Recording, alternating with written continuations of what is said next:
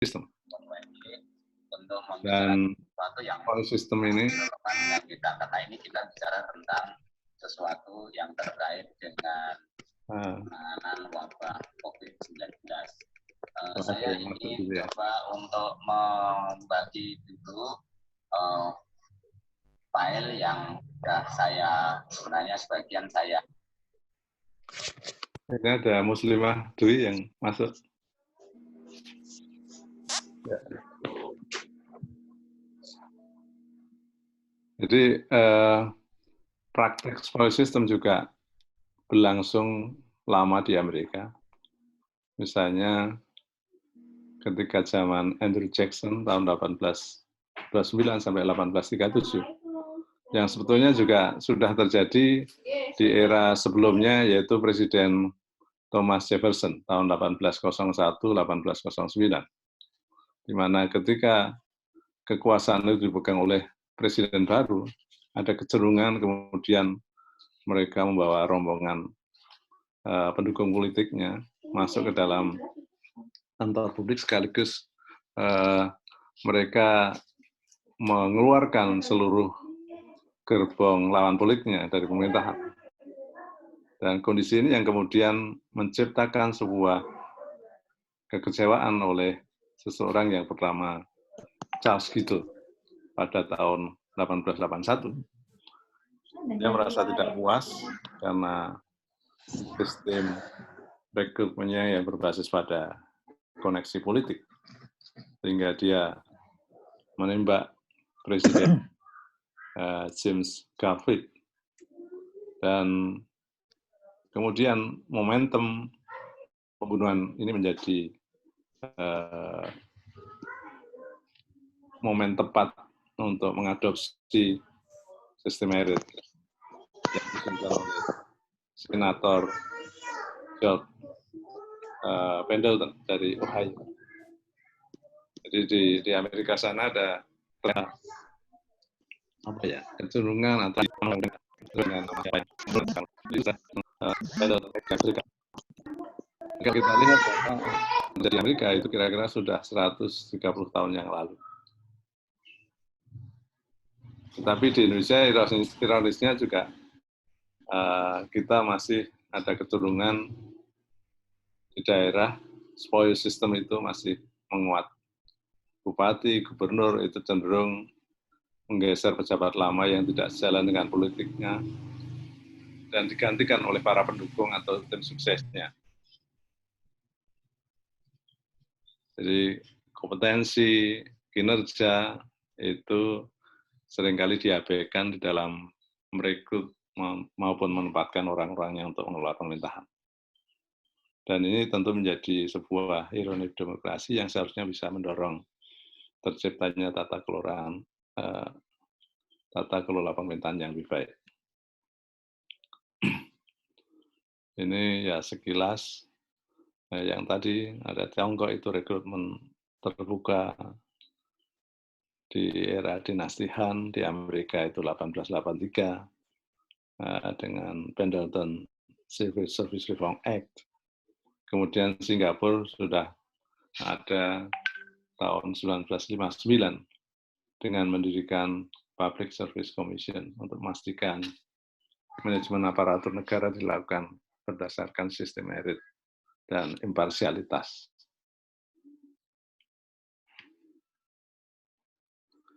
Nah, ini kalau kita lihat peta pembangunan atau peta jalan roadmap dari pembangunan aparatur sipil negara. Ya, sebenarnya kalau kita bicara sistem merit itu harusnya sudah selesai dalam konteks ini, yaitu di RPJM 3 2015-2019.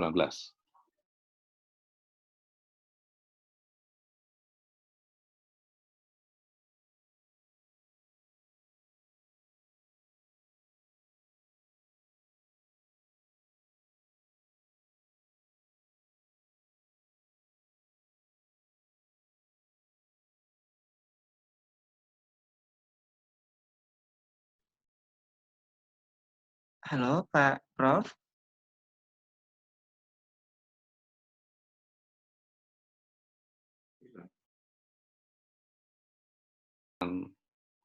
pengadministrasian ASN naik pangkat dan sebagainya.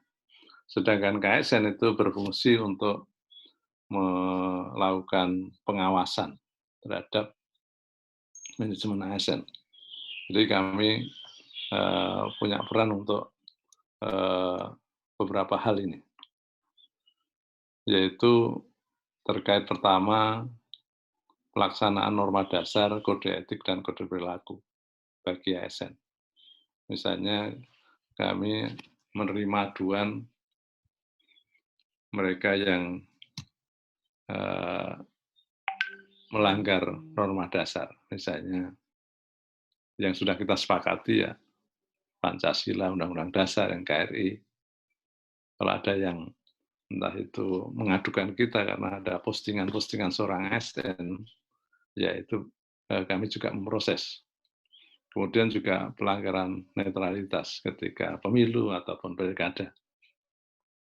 Berarti kami harus mengawasi 4,3 juta aparatur sipil negara.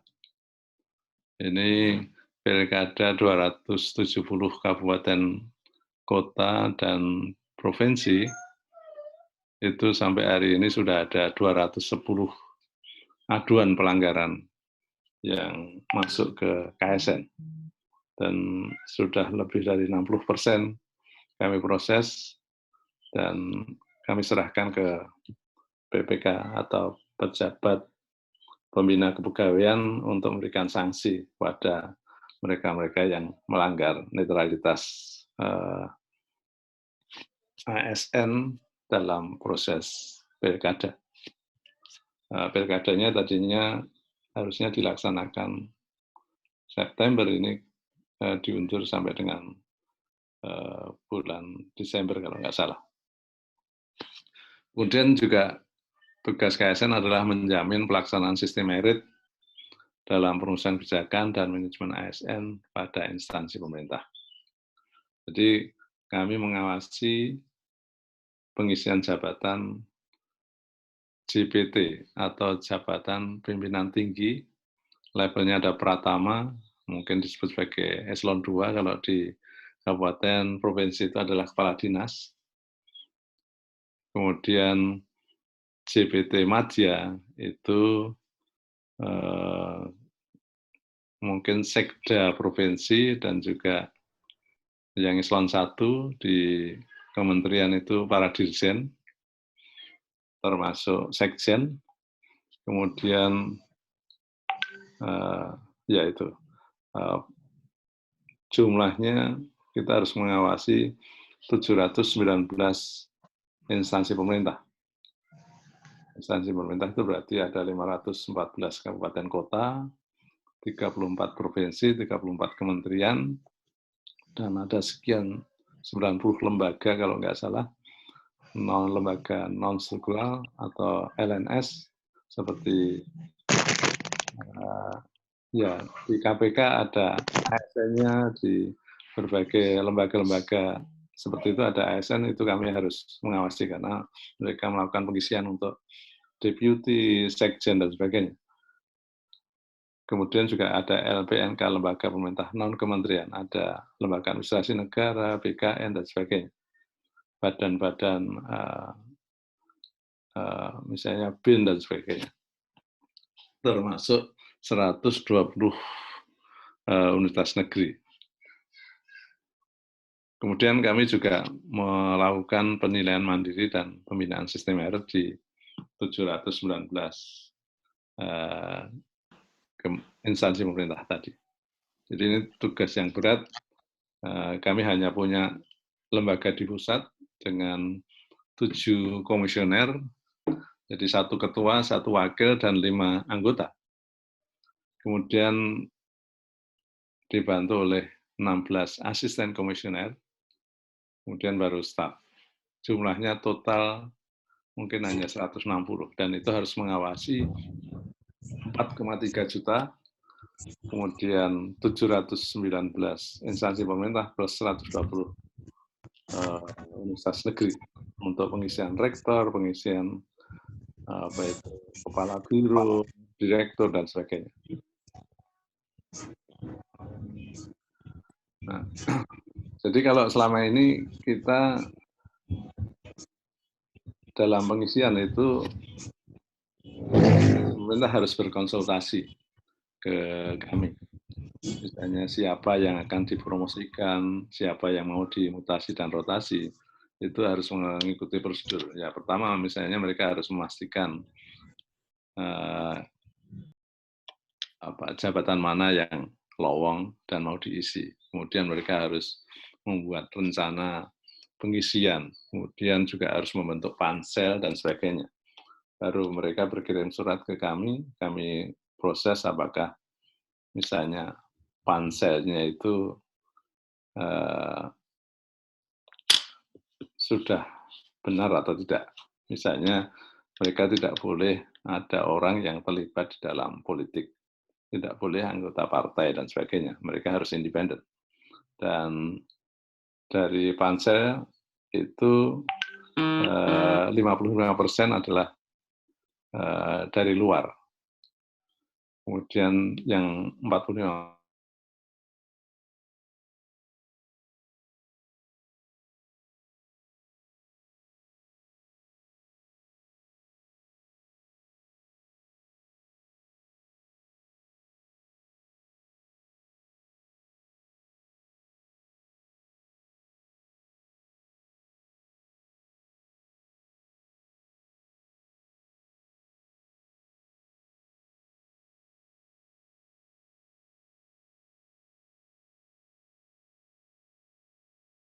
instansi pemerintah sendiri belum ada sistem karir yang jelas, sehingga harus dilakukan secara terbuka.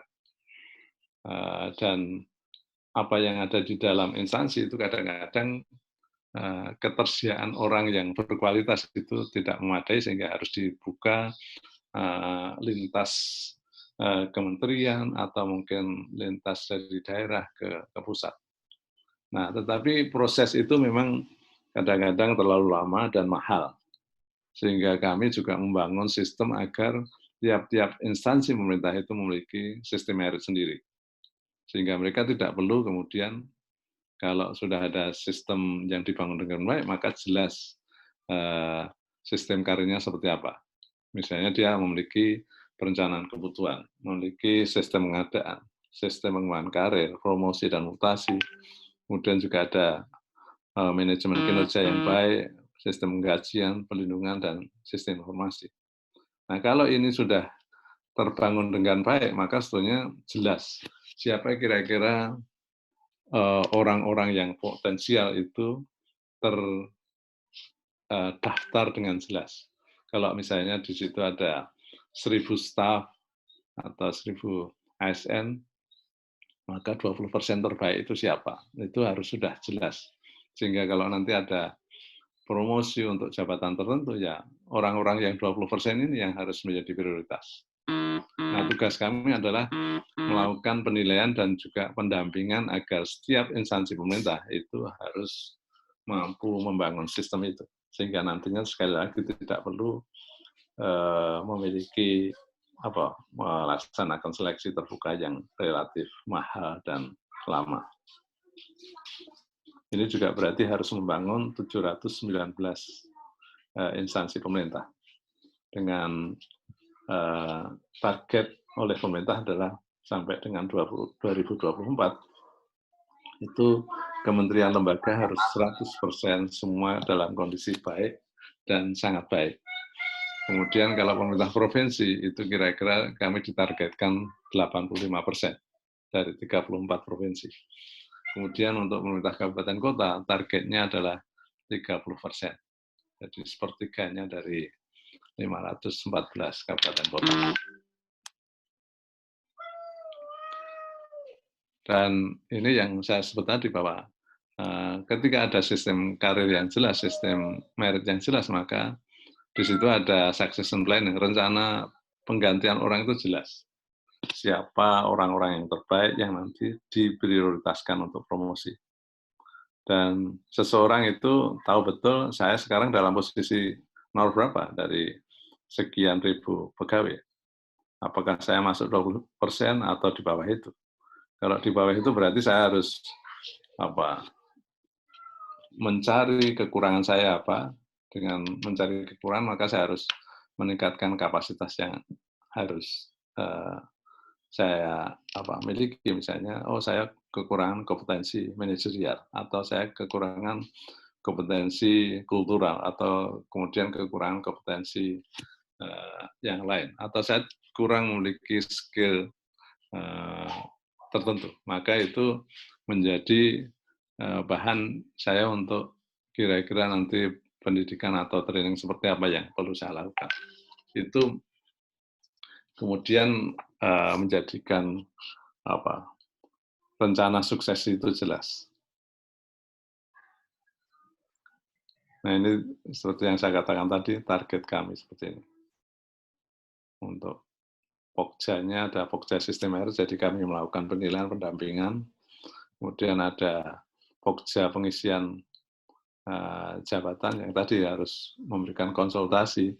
Jadi kalau kita punya 719 instansi pemerintah dan 120, berarti kan ada kira-kira 800 sekian instansi yang harus kami awasi. Kalau satu instansi pemerintah itu melakukan promosi dan mutasi setahun 5 kali saja, maka kami satu instansi harus kita keluarkan rekomendasi 5 kali untuk rencana pengisian dan 5 rekomendasi untuk hasil dari proses tadi.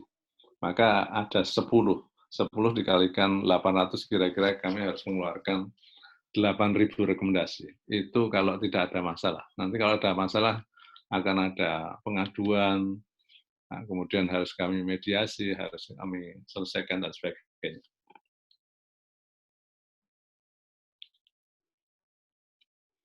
Nah, ini juga target terkait dengan nilai dasar, kode etik, kode perilaku, dan sebagainya.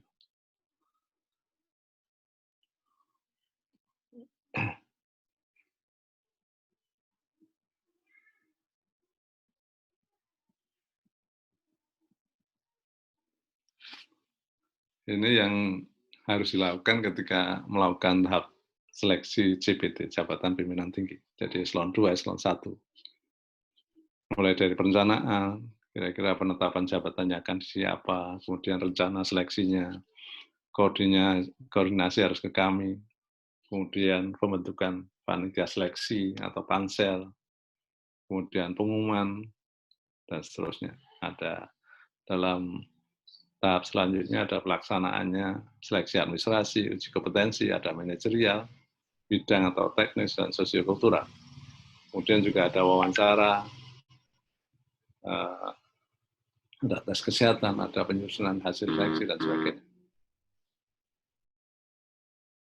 Nah, ini berbagai hal yang kami temui di lapangan terkait dengan pelanggaran sistem R.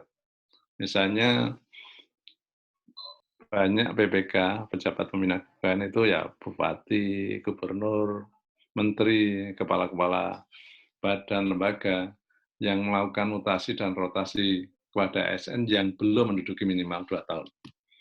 Bahkan ada yang kurang dari 1 bulan. Jadi aturan itu memang digunakan sebelumnya seorang ASN itu kadang-kadang selalu cemas, apakah besok saya diganti, minggu depan diganti, dan sebagainya.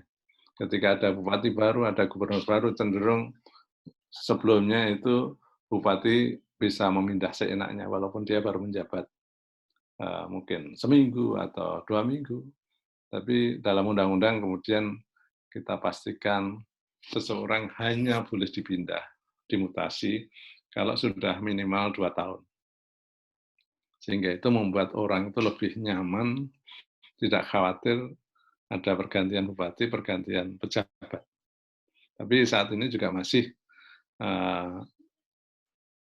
ada yang melakukan mutasi seenaknya. Memang ini ketika kita membuat undang-undang itu juga cenderung bias. Dulu itu kita mengasumsikan ASN itu semuanya baik, sehingga harus dilindungi, sementara kita punya asumsi bupati gubernur itu jahat, yang bisa memindah seenaknya. Tapi ternyata juga ada yang kebalikan.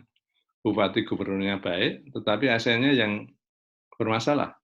Nah, ketika sudah terikat 2 tahun, kalau tidak berkinerja dengan baik, maka sebetulnya bupati yang baru tersandera. Dia tidak bisa memindah orang walaupun kinerjanya buruk.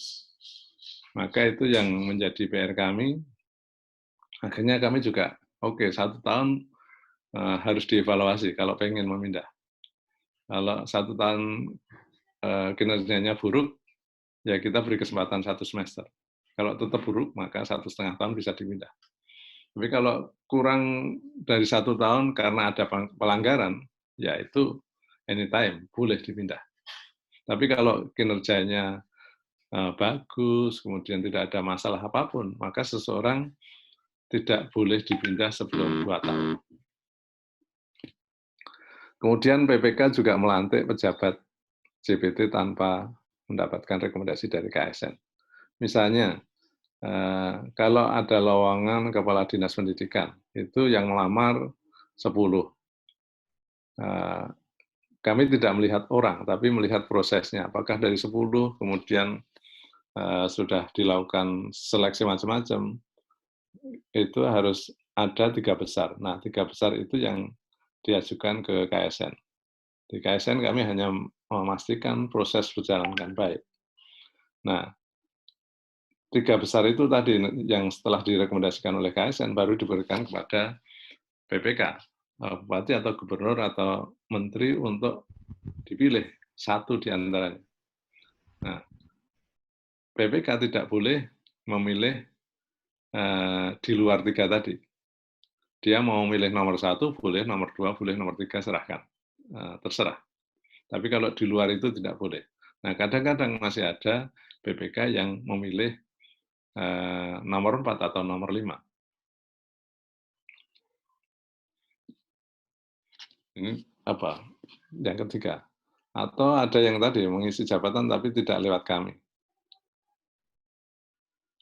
Tidak mendapatkan rekomendasi, artinya tidak, kita sebenarnya belum memberikan rekomendasi atau mereka tidak konsultasi, itu mereka secara sepihak melakukan itu, dan itu dianggap pelanggaran. Atau PPK mendemosi, atau menurunkan, atau menonjolkan seseorang tanpa prosedur. Ini banyak kasus, misalnya yang sampai sekarang belum selesai itu di Jambi, gubernurnya mendemosi 6 pejabat. Padahal mereka tidak melakukan kesalahan, kinerjanya bagus, dan sampai sekarang kami masih berproses untuk melakukan meminta kembali gubernur untuk mengambilkan posisi itu. Kemudian ASN yang melanggar netralitas pilkada, sebetulnya sudah lebih dari 210. Mereka ikut deklarasi calon, ikut kampanye, ikut mendampingi pendaftaran, atau membiarkan incumbent memasang gambar di instansinya. Nah, kalau seperti itu, kami juga proses, kami dapat laporan dari Bawaslu, kemudian kami proses di KSN, baru kemudian diberikan kepada PPK untuk memberikan sanksi. Cuman problemnya ketika itu yang melanggar adalah pendukungnya, seringkali PPK tidak melakukan atau memberikan sanksi. Tapi ketika itu pendukung lawan politiknya itu cepat sekali. Nah, untuk mengurangi hal negatif seperti itu, maka kami juga bekerja sama dengan BKN untuk memastikan kalau seseorang yang sudah terbukti melakukan pelanggaran walaupun tidak diberi sanksi, nanti BKN juga mengunci nama orang tersebut untuk tidak bisa naik pangkat dan sebagainya. Kemudian PPK itu melakukan mutasi-rotasi di waktu yang dilarang oleh aturan. Misalnya pilkada itu bupati tidak boleh memindah orang 6 bulan sebelum penetapan dia sebagai calon bupati dan 6 bulan setelah menjadi bupati. Jadi kemarin ketika rencananya adalah September itu pilkada, maka penetapan calon peserta pilkada adalah Agustus, maka Januari tanggal 7 adalah batas akhir untuk melakukan mutasi rotasi. Ada juga PPK yang melantik PLT, seorang pejabat yang sudah pensiun. Jadi pelaksana tugas, jadi belum dijabat secara definitif. PLT sebetulnya harus diisi oleh orang yang aktif, tapi masih ada menteri yang melantik PLT itu orang yang sudah pensiun. Atau PPK ingin mengangkat seorang pejabat dalam seleksi terbuka yang sudah berusia di atas 58 tahun untuk CPT Madya dan 56 tahun ke atas untuk CPT Pratama. Misalnya kalau pengen jadi kepala dinas, maka ketika ikut seleksi terbuka, usianya harus maksimal 56,0.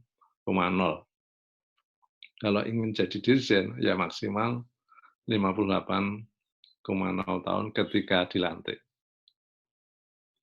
Atau juga seringkali pengumuman pendaftaran tidak diperpanjang walaupun jumlah tidak memenuhi minimal. Kita punya aturan biar kompetitif, maka peserta harus minimal 4. Sehingga nanti dari 4 itu dipilih 3 besar. Kalau belum 4 ya tidak boleh, harus diulang lagi. Nah, itu kadang-kadang pansel tidak memperpanjang, dan itu nanti jadi masalah ketika sudah selesai ada orang yang protes, dan itu akan menjadi ribut semuanya, menjadi melelahkan. Lelah di KSN yang harus menyelesaikan, lelah di Pemdanya yang akan diprotes terus, dan sebagainya. Kemudian juga ada problematika yang rumit, yaitu ketika misalnya di sebuah kementerian, ada seorang pejabat itu dinonjobkan dari JPT Madya, dia menjadi sekjen, kemudian menterinya tidak suka, diganti begitu saja, dan kemudian dipaksa menjadi pejabat fungsional Madya. Tapi setelah itu yang bersangkutan akan diangkat menjadi deputi di kementerian lain. Secara aturan sebenarnya orang yang dari pejabat fungsional ke pejabat struktural Madya itu harus seleksi terbuka. Akan tetapi demi perlindungan ASN yang bersangkutan, maka kami mengusulkan orang tersebut tentunya berpindah ke jabatan fungsional sebelumnya itu karena menjadi korban, maka harus dilindungi. Maka tidak perlu seleksi terbuka, tapi cukup diwawancara, kemudian kalau cocok dengan jabatan itu, maka bisa ditempatkan. Kemudian kasus lainnya adalah ada sebuah rumah sakit yang dia naik kelas dari kelas 3 menjadi kelas 2. Nah, sayangnya ketika status rumah sakit itu naik kelasnya, maka pejabatnya malah dianggap tidak cocok lagi untuk menduduki di situ, karena berubah eselonnya. Nah, ini ironi, kepala rumah sakitnya sebetulnya yang berhasil menaikkan status rumah sakit kok malah diganti. Ini sama saja kalau misalnya seseorang menjadi ketua departemen, yang tadinya departemen itu akreditasinya B, kemudian berhasil menjadi akreditasi A. Nanti kesannya ini harus diganti dengan standar ketua departemen yang sesuai dengan kategori A, padahal dia yang berhasil meningkatkan. Nah, kami di KSN juga mengusulkan itu justru harus diapresiasi untuk dikukuhkan kembali dalam posisi tersebut. Kemudian juga kasus yang ramai adalah jabatan sekretaris dewan. Itu 3 besar yang sudah direkomendasikan KSN, itu kemudian oleh PPK, seperti Bupati, Gubernur, itu harus konsultasikan dengan DPRD untuk kemudian dipilih salah satunya. Nah, problemnya ada aturan yang berbeda. Kalau menurut Undang-Undang Aparatur Sipil Negara, itu cukup konsultasi. Tetapi menurut Undang-Undang 23 2014 itu harus mendapatkan persetujuan DPRD. Jadi antara konsultasi dengan persetujuan itu dianggap berbeda. Nah, ada bupati yang merasa saya sudah konsultasi walaupun mereka tidak setuju. Tapi DPRD merasa bahwa kami belum setuju sehingga tidak bisa. Nah, kalau bupatinya milih calon A, kemudian DPRD milih calon C, maka itu sebetulnya belum selesai. Nah, ini seringkali kemudian menjadi tertunda. Kami pernah mediasi, bupati kami datangkan, DPRD jumlahnya 11 datang, tapi di kantor KSN malah mau berantem, karena masing-masing bertahan. Kemudian kami bawa ke provinsi di NTT sana, tidak juga selesai. Gubernurnya ngundang, bupatinya nggak mau datang. Akhirnya sampai sekarang juga belum selesai. Malah harus mencari lagi calon yang lain. Ini contoh kerumitan di dalam pengelolaan ASN. Nah, bagaimana dampak COVID terkait dengan proses seleksi? Ini ada beberapa dampak, tapi untuk proses seleksi sendiri, kami juga menyadari, awalnya kami berpikir dengan COVID dan semua orang harus work from home. Saya pikir kemudian permintaan rekomendasi untuk memindah orang, untuk menseleksi terbuka itu berkurang. Tetapi ternyata justru meningkat, dan kami harus segera merespon. Karena ternyata mereka yang awalnya merasa bahwa, ini PLT Kepala Dinas Kesehatan, bisalah dia di PLT-kan dulu. Tetapi ketika situasi krisis seperti ini, seorang PLT itu, pelaksana tetap, itu tidak boleh membuat keputusan strategis. Maka ketika ada COVID seperti ini, dia harus bergerak cepat. Kalau kemudian tidak bisa mengambil keputusan menjadi susah. Maka bupati kemudian segera meminta proses.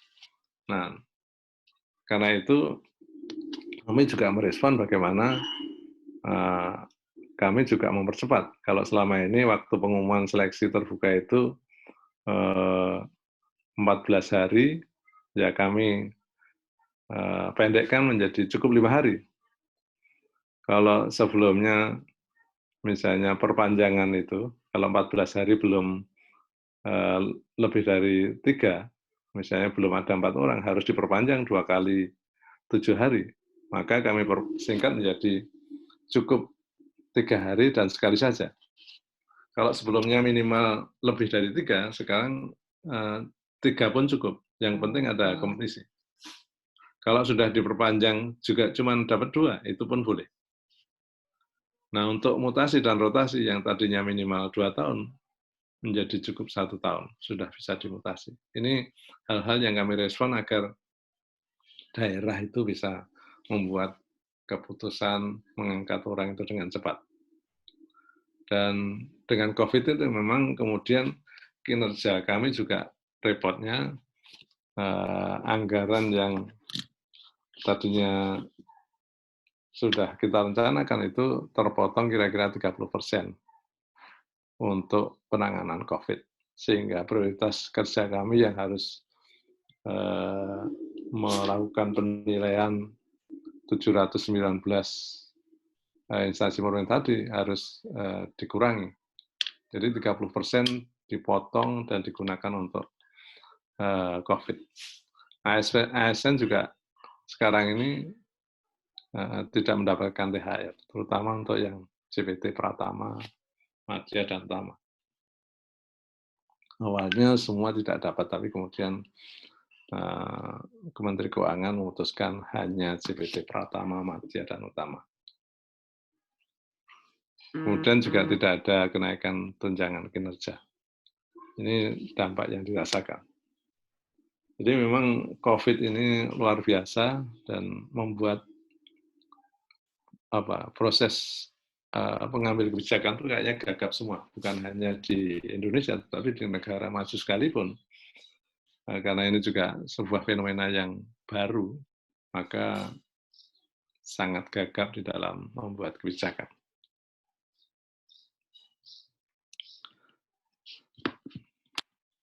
Mungkin itu dulu, kalau ada pertanyaan silakan. Jadi kalau tadi meritokrasi itu saya sedikit tambah, adalah rule by those who have clear skills and a high level of education. Jadi meritokrasi adalah ya model kekuasaan yang dipegang oleh mereka yang memiliki skill dan juga education. Rule by the capable and the educated. Itu berbeda dengan nookrasi yang menurut Confucius maupun Plato, pemerintahan itu tidak cukup hanya diisi oleh orang yang mampu dan terdidik, tetapi juga orang yang wise, yang bijak, dan orang yang memiliki etika, the ethical.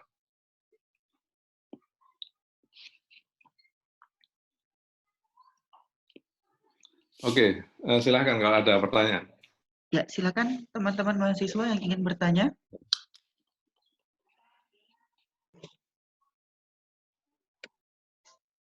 Bisa. Ya, silakan. Siapa?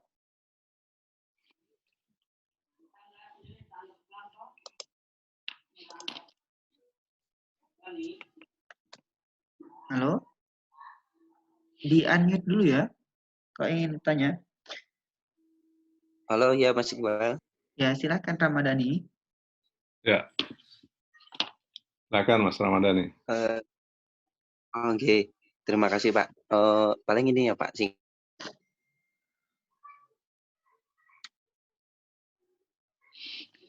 Mas Ramadhani di-unmute dulu.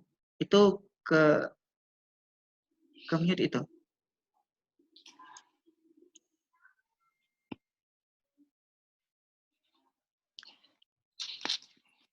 Halo.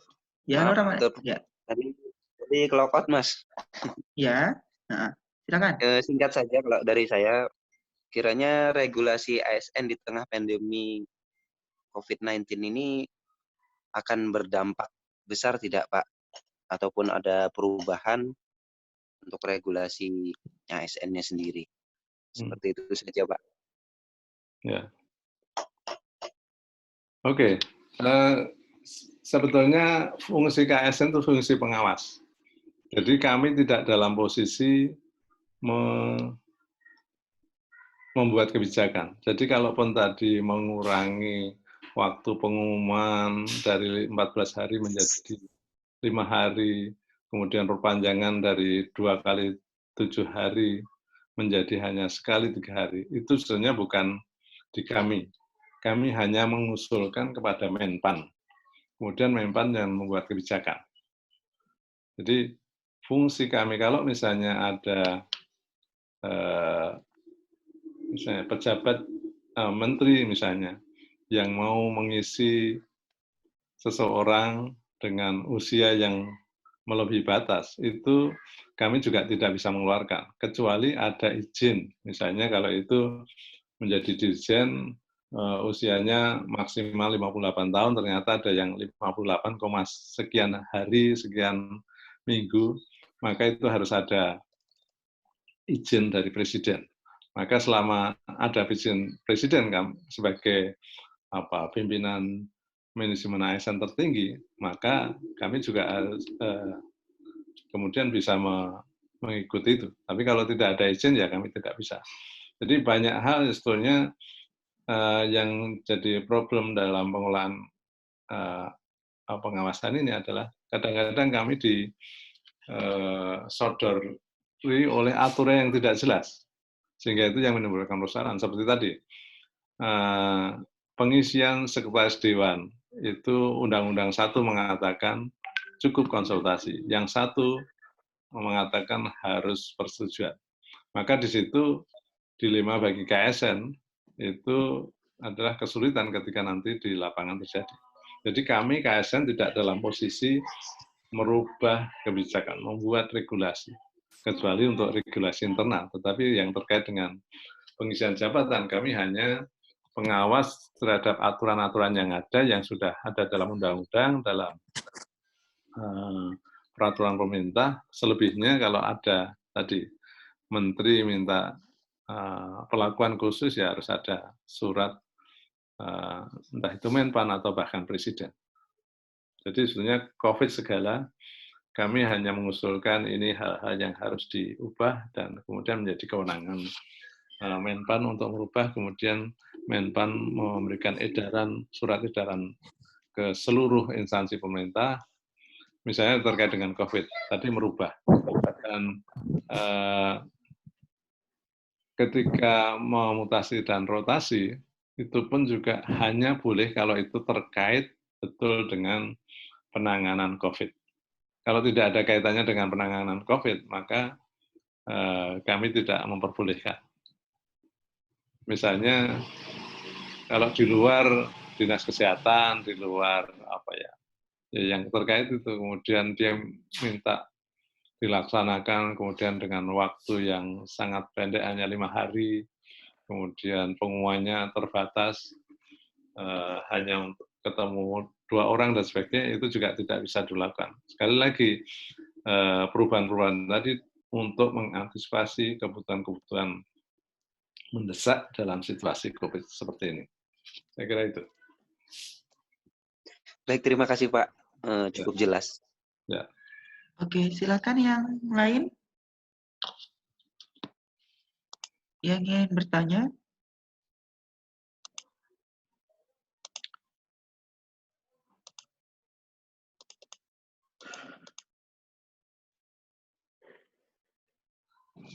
Halo, silakan.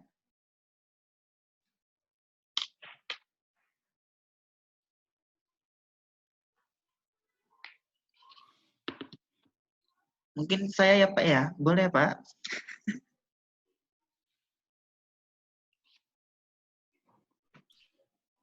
Halo? Oh, yang chat ini ya? Ada nggak ini yang bertanya di chat? Itu absen ya Pak. Oh, absen ya, oke. Kalau ada yang mau menulis di chat, silahkan sambil nunggu yang lain. Mungkin ini Pak terkait dengan sebenarnya kan COVID ini juga kan tidak hanya mempengaruhi pada sistem merit ya Pak, tapi juga pada proses rekrutmen. Baru-baru ini juga sepertinya kita terkendala untuk proses rekrutmen ASN yang belum selesai pada tahun 2019 dan itu kemudian mengharuskan pemerintah untuk mencarikan regulasi yang baru seperti itu untuk mengubah cara dan lain sebagainya. Nah, dari perspektif KASN sendiri itu seperti apa Pak? Apakah ada rekomendasi-rekomendasi yang sifatnya rekomendasi untuk model rekrutmen yang lain untuk mengantisipasi untuk menyelesaikan proses seleksi ASN itu sendiri Pak, seperti itu. Ya, memang untuk seleksi ini tidak terkait langsung dengan KSN. Kami hanya mengawasi pengisian CPT tadi ya. Gitu. Tapi kalau misalnya di dalam pengisian atau rekrutmen ASN itu muncul pelanggaran-pelanggaran, kami pasti bisa memproses. Ya, tapi kalau misalnya pilihan-pilihan ini, paling kami juga hanya menyarankan kepada pemerintah, sekali lagi, proses-proses yang dilalui betul-betul harus tetap menjaga meritnya. Misalnya, ini pun juga ketika mau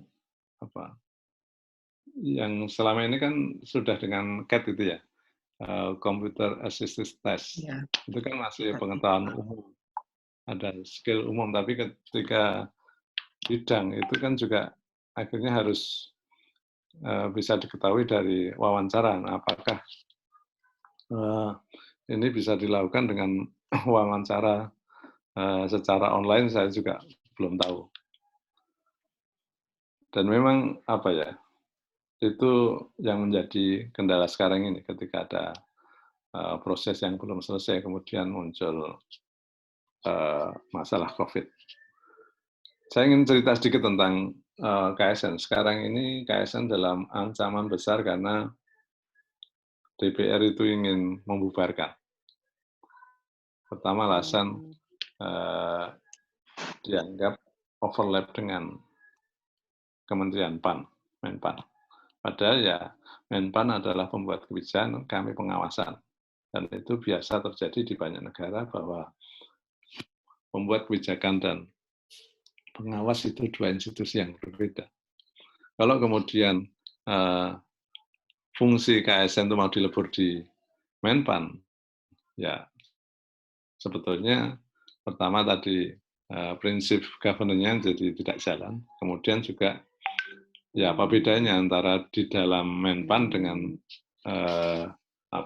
sendiri gitu.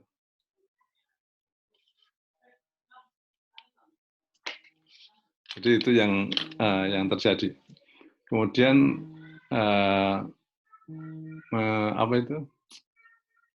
DPR itu melakukan itu karena mereka juga saya kira marah karena kemudian ya, artinya kemarahan dari para bupati, gubernur yang tidak bisa seenaknya naruh orang.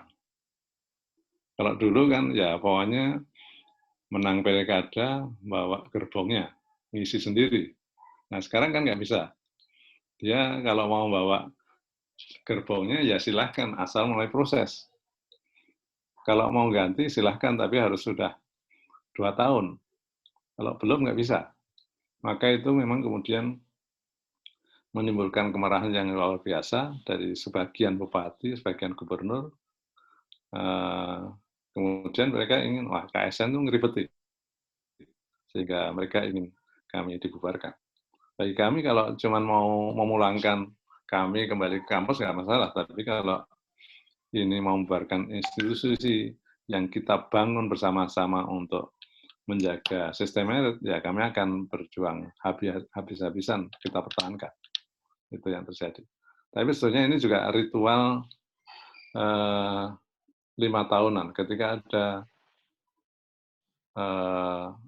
DPR baru, biasanya mereka sudah ini kan paket revisi itu adalah revisi Undang-Undang Nomor 5 Tahun 2014. Isinya terkait dengan di situ pertama mengangkat tenaga honorer secara otomatis tanpa seleksi. Jadi mereka inginnya itu karena di dalam kampanye mereka selama ini janjinya ke konstituen adalah para tenaga honorer akan diangkat. Nah itu kemudian ingin memasukkan itu. Padahal kalau itu diangkat tanpa seleksi, ya berarti sistem merit akan rusak. Yang selama ini birokrasi aja nggak benar, apalagi kemudian diisi tanpa proses seleksi. Nah, selain itu juga ingin memasukkan komponen di ASN itu kan ada 2. Pertama PNS, pegawai negeri sipil yang menjadi pegawai tetap, dapat gaji, dapat pensiun.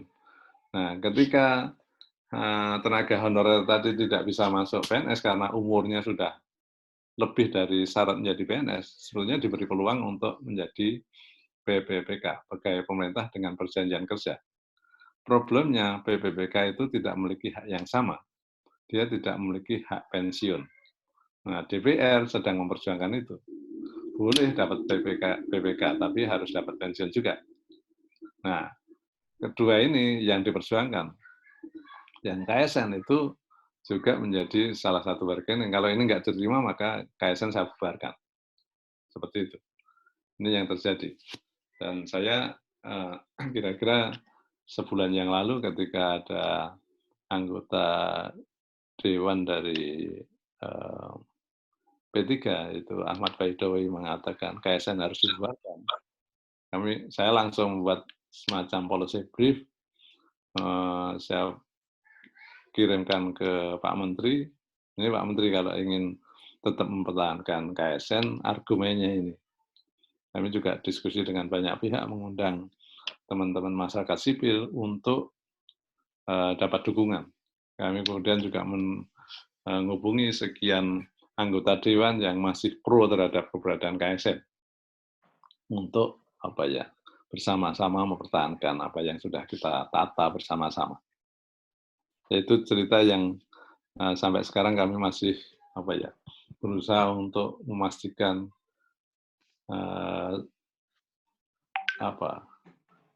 gairah mereka untuk menghapus KSN itu masih seberapa. Nah, dalam situasi COVID ini kami juga tidak bisa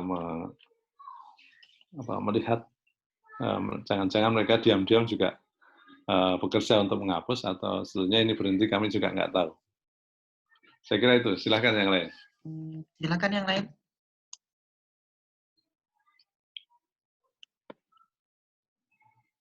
Walaupun di sisi lain kemudian DPR RI juga membentuk Dewan Pengawas KPK ya Pak ya pada konteks betul, ya. Saya kan membayangkan lembaga negara KPK yang lain. yang besar seperti itu saja bisa dilemahkan, apalagi kalau cuma KSN. Iya. Ya. Kami itu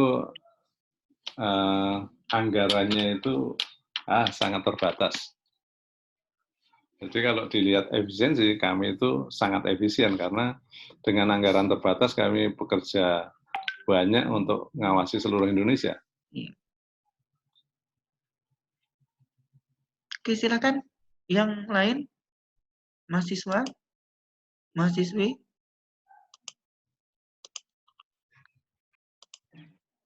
Jadi kadang-kadang untuk mengawasi itu saya dalam situasi COVID ini malah bekerjanya seperti 24 jam. Tahu-tahu ya subuh-subuh saya sudah terima message untuk menangani, minta rekomendasi secara cepat. Kadang-kadang menteri malam-malam telepon untuk minta ya percepatan rekomendasi, minta perlakuan khusus dan sebagainya. Itu muncul. Gubernur juga seperti itu. Tapi saya katakan bahwa saya memang ketua, tetapi saya tidak bisa mengambil keputusan sendiri. Pengambilan keputusan di KSN itu adalah kolektif kolegial, dan di situ ada 7 komisioner. Kalau yang lain tidak setuju, maka saya ketua pun tidak bisa memutuskan. Jadi saya bukan kepala, tetapi ketua yang harus memfasilitasi proses pengambilan keputusan. Jadi walaupun saya didesak-desak, saya katakan saya hanya 1 dari 7 suara. Iya. Silahkan yang lain. Ada yang mau ditanyakan? Silakan.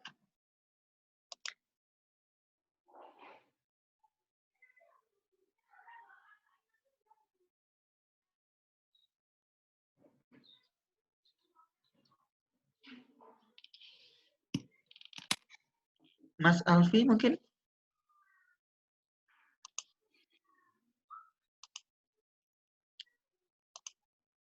Silakan.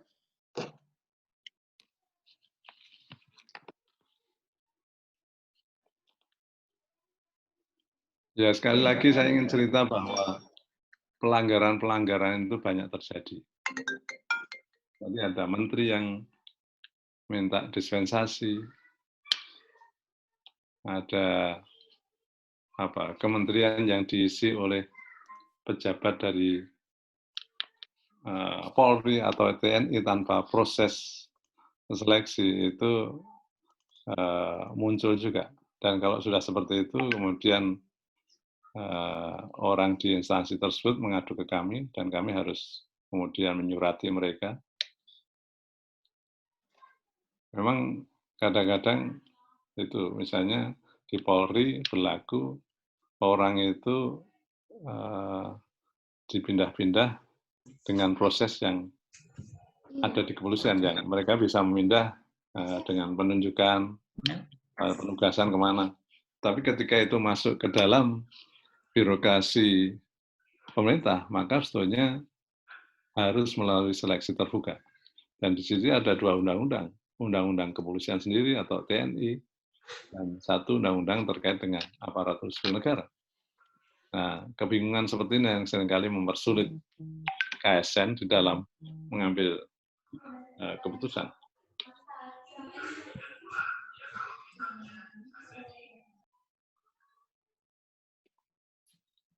Silahkan yang lain. Silakan.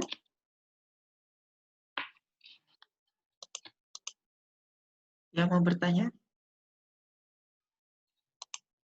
Ada yang mempertanyakan juga, ketika saya di DPR, DPR mengatakan ini KSN nggak terkenal. Kebetulan yang bertanya itu mantan jubir KPK dulu.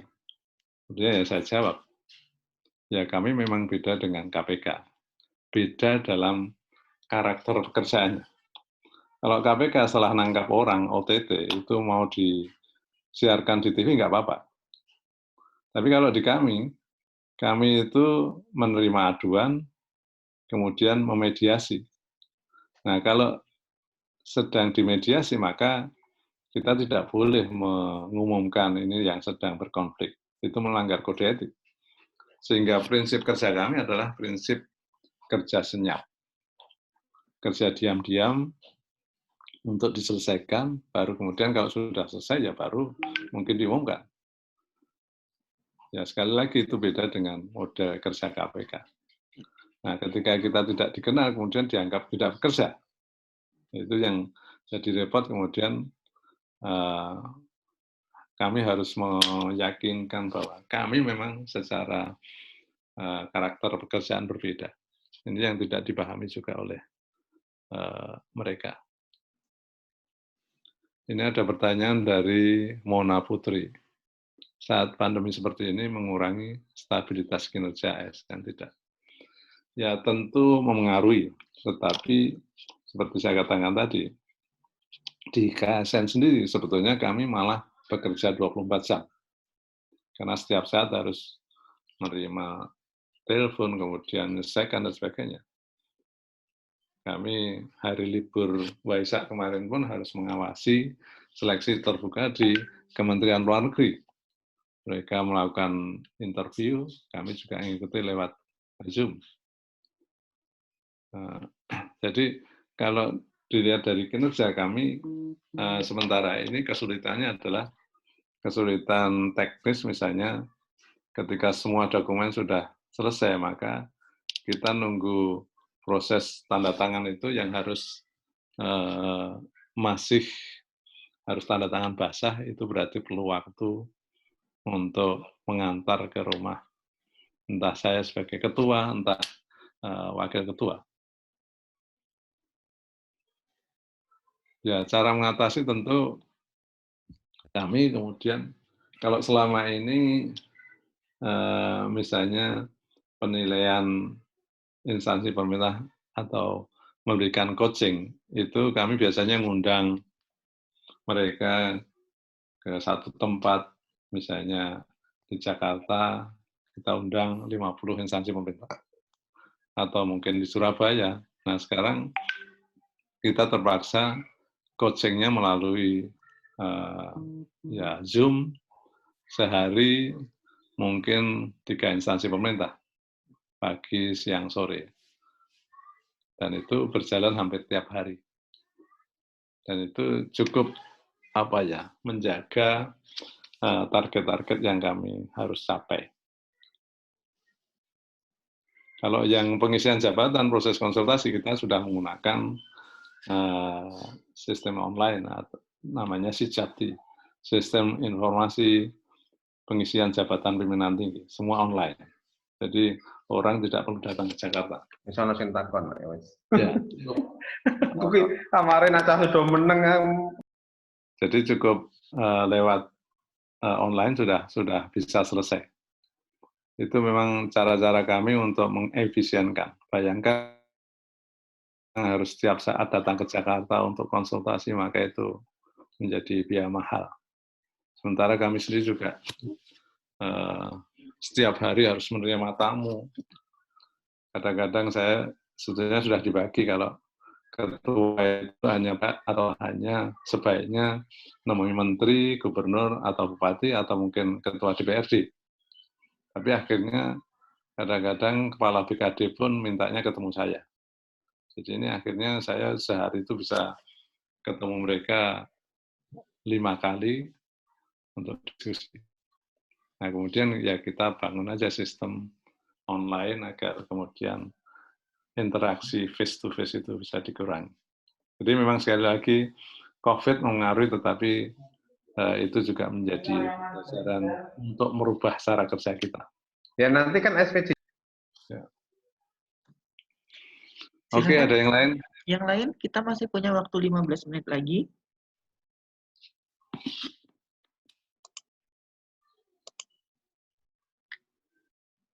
Bisa disampaikan langsung, bisa disampaikan lewat chat, silakan. Atau via grup kelas.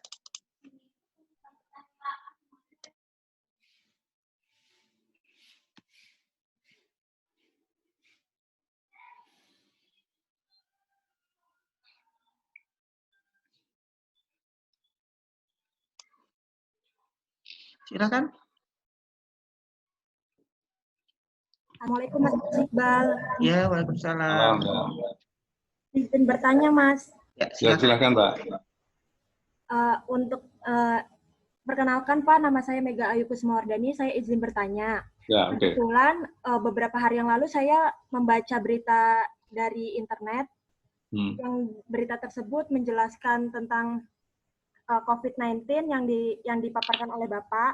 Bapak sendiri kan mengatakan untuk mengawasi ASN dalam penerapan sistem merit. Itu pengawasan ASN seperti apa Pak yang dilakukan? Dan apakah sistem merit tersebut sudah berjalan dengan lancar? Dan apakah sistem merit tersebut sudah berjalan dengan lancar Pak? Kayak gitu. Ya.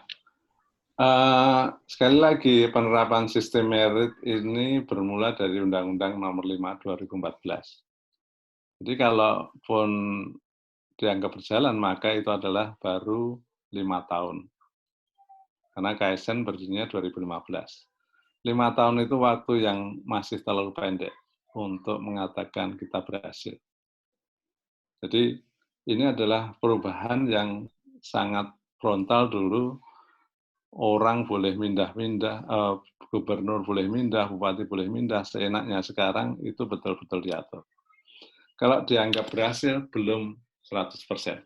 Tapi setidaknya ketika mereka berkonsultasi dengan kami, itu menunjukkan bahwa mereka kemudian patuh terhadap apa yang menjadi aturan. Bahwa kemudian masih ada pelanggaran-pelanggaran sana-sini, kami juga tidak punya kewenangan yang cukup. Kami tidak punya kewenangan untuk memberi sanksi. Kami hanya rekomendasi. Misalnya, ada 3 calon, kemudian yang dipilih adalah calon keempat, itu sebenarnya melanggar. Kami tidak bisa memberikan sanksi, tapi kemudian kami membangun kerjasama dengan berbagai instansi pemerintah, misalnya BKN. BKN akan mencatat orang yang diangkat tidak sesuai 3 besar, maka itu tidak sah. Maka nanti kalau orang itu mau ngurus kenaikan pangkat, dia akan ditolak. Karena tidak ada rekomendasi dari KSN. Jadi itu konsekuensi yang akan terjadi ketika pejabat PPK, gubernur bupati itu melanggar aturan. Kami menggunakan tangan orang lain.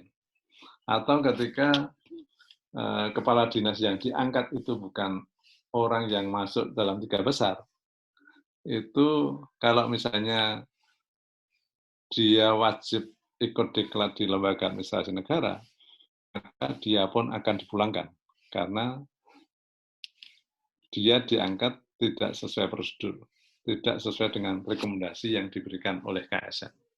Jadi itu cara-cara kami membangun kapasitas agar kelemahan kami yang tidak memiliki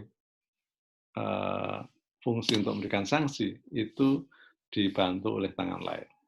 Atau kami juga sedang membangun dengan BPK, Badan Pemeriksa Keuangan. Kalau misalnya ada pelanggaran-pelanggaran tadi, maka itu akan dianggap sebagai temuan dan akan mengganggu penilaian WTP, wajar tanpa syarat, tanpa pengecualian. Itu yang dilakukan. Jadi memang kalau kita mau melihat, maka ada kecenderungan sebagian besar sekarang sudah berkonsultasi ke kami. Walaupun masih banyak pelanggaran, misalnya baru saja di NTB mereka memindah orang padahal dia belum sebulan, itu tetap dianggap melanggar, ya kami akan surati. Orang daerah sudah mengadu, wartawan sudah memberikan pemberitaan yang negatif tentang itu. Itu bagian dari ya proses kontrol publik terhadap perilaku PPK. Jadi itulah yang sedang terjadi. Kita ya membangun pelan-pelan, kemudian melibatkan partisipasi publik agar mereka bisa ikut mengontrol jalannya sistem merit. Saya kira itu. Baik Pak, terima kasih Pak. Ya, makasih.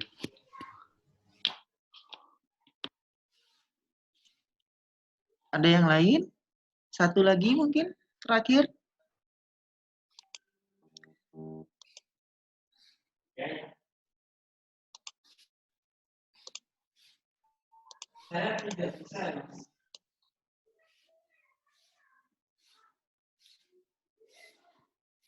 Satu lagi mungkin?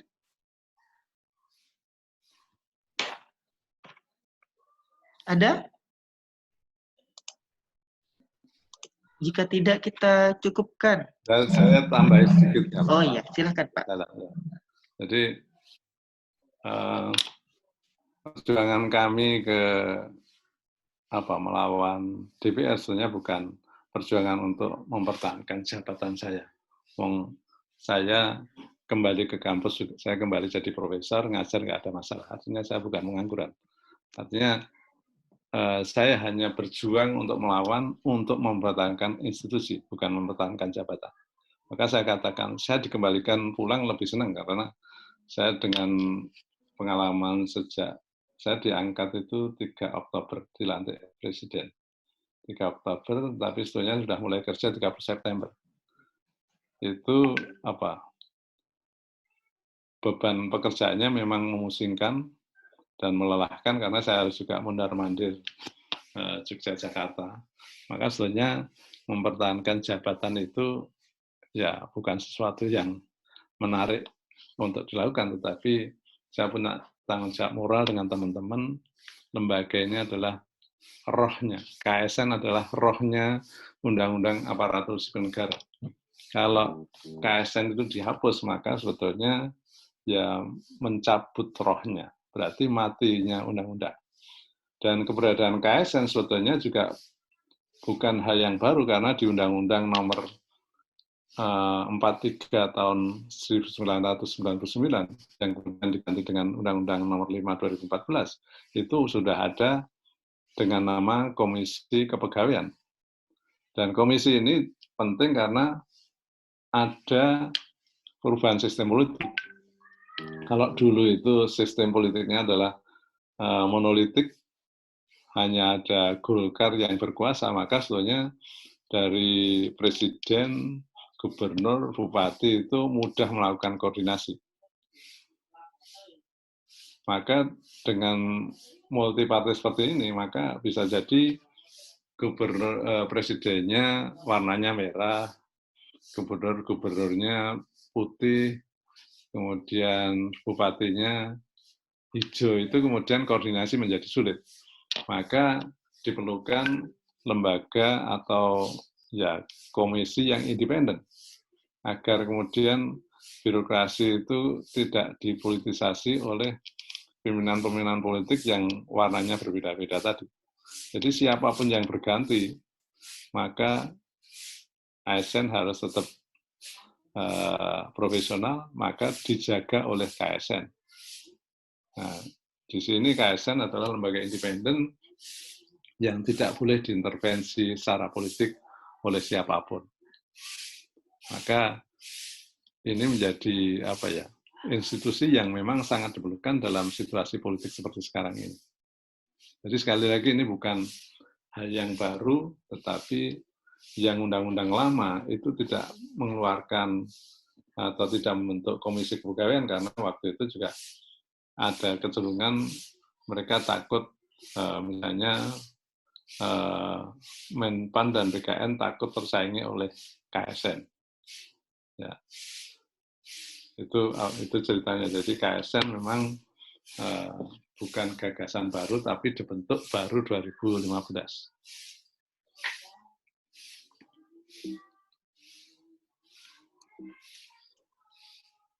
Cukup, Prof. Ada lagi? Ya, itu kira-kira. Artinya memang kami sekarang ini, kalau bisa ya, kalaupun revisi undang-undang itu terjadi, maka kami ingin diperkuat secara kelembagaan sehingga mungkin bisa memberikan sanksi dan sebagainya. Dan kemudian kami dari sisi anggaran juga masih di bawah Menpan, dari sisi SDM juga di bawah Menpan. Jadi praktis kewenangan atau pekerjaannya itu besar, tetapi energi resources yang kita miliki itu sangat kecil. Jadi masih di dalam undang-undang sih kuat, tetapi dalam praktek masih sebagai anak tiri, belum dianggap secara serius. Tapi ya itu sekali lagi, karena kami selalu dianggap meribeti para menteri, gubernur, bupati. Sekarang ini banyak menteri yang melanggar juga. Kami sedang surati agar mereka ya kembalikan ke posisi. Ya, ada menteri muda, masih muda juga seenaknya, masang orang melanggar aturan. Ya. Jadi lawan kami seperti itu, melawan bupati. Ya kalau Pak Mahfud MD baik, dia mengatakan kami akan ikuti prosedur KSN, tolong kami dibantu. Oh ya, saya katakan kami akan bantu Pak, selama Bapak juga mengikuti aturan. Tapi ada menteri yang lain tanpa basa-basi, kemudian mengganti orang. Dan kemudian sekarang ribut di mana-mana, dan ketika ribut akhirnya semua lelah. Harus menyelesaikan. Kalau sudah ribut, maka orang yang diangkat pun juga tidak bisa bekerja dengan nyaman, karena legitimasi dia di situ menjadi banyak dipertanyakan. Padahal dia harus memimpin sebuah sekian ratus instansi, dan instansi-instansi ini mempertanyakan keberadaan dia. Nah, kita tidak sekedar melindungi ASN, tetapi juga melindungi PPK. Kalau mereka melanggar aturan, itu akan dibully banyak orang, akan dipersoalkan banyak orang. Maka sebetulnya merugikan mereka sendiri. Maka kita menjaga, melindungi mereka agar tidak melanggar aturan. Itu sebetulnya misi kita. Saya kira itu. Mungkin sebelum saya tutup ya, sekali lagi terima kasih untuk semuanya. Mudah-mudahan sharing ini ada manfaatnya, dan teman-teman tetap bisa lancar puasanya. Amin. Mengikuti aturan pemerintah untuk jaga jarak agar semua sehat. Dan ini segera berakhir sehingga kehidupan kita normal kembali. Terus terang ini juga tidak nyaman untuk hidup dalam suasana seperti itu. Terima kasih semuanya. Baik. Assalamualaikum warahmatullahi wabarakatuh. Waalaikumsalam warahmatullahi wabarakatuh. Terima kasih Prof. Agus. Mungkin sebelum saya tutup, mungkin saya simpulkan sedikit diskusi kita hari ini bahwa dalam pelaksanaannya KSN masih memiliki kendala ya dalam proses pengawasan, termasuk permasalahan tadi kelembagaan dan SDM yang kurang untuk mengawasi jumlah birokrasi yang besar di Indonesia. Nah, berbagai permasalahan juga masih terjadi di sistem merit ya.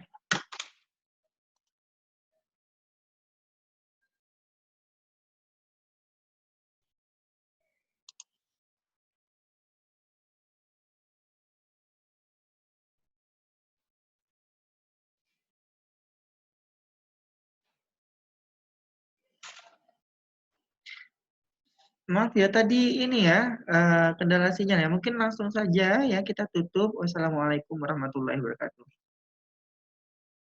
Waalaikumsalam. Waalaikumsalam warahmatullahi wabarakatuh.